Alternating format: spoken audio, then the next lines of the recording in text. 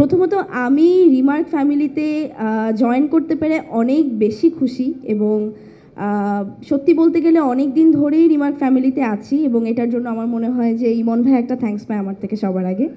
এবং এটার পাশাপাশি আজকে এতগুলো বড় বড় মানুষের সাথে একই পাশে বসে একই মঞ্চে বসে কথা বলা এখানে, এটাও আমার জন্য অনেক বড় পাওয়া।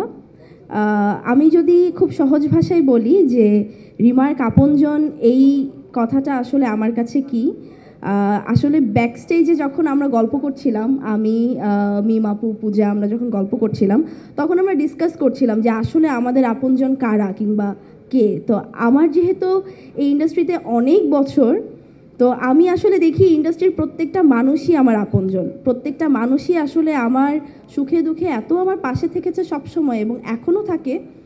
আর সবচেয়ে বড় কথা, আমার মনে হয় খারাপ সময় যারা খুব বেশি পাশে থাকে তারা আসলে আমাদের আসল আপনজন, এবং এই ইন্ডাস্ট্রির প্রত্যেকটা মানুষ আমাকে খারাপ সময় অনেক বেশি সাপোর্ট দিয়েছে।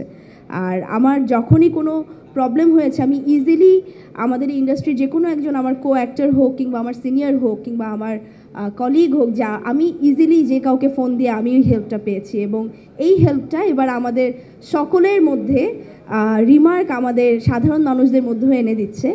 এবং আমার মনে হয় এটা প্রথম কোনো কোম্পানি রিমার্ক যে কিনা রিমার্ক আপনজন নামের এরকম একটা উদ্যোগ শুরু করেছে, এবং আমি সেই উদ্যোগের শুরুতে আজকে থাকতে পেরে অনেক বেশি খুশি।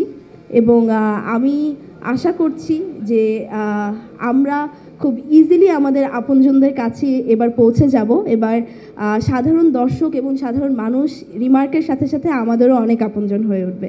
Thank you so much.